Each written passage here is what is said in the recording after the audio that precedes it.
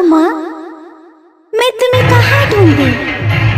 कोई कहता है तुम पहाड़ों में रहती हो, और कोई कहता है तुम मंदिर में रहती हो। अब तुम ही बताओ माँ, मैं तुम्हें कहाँ ढूंढूं?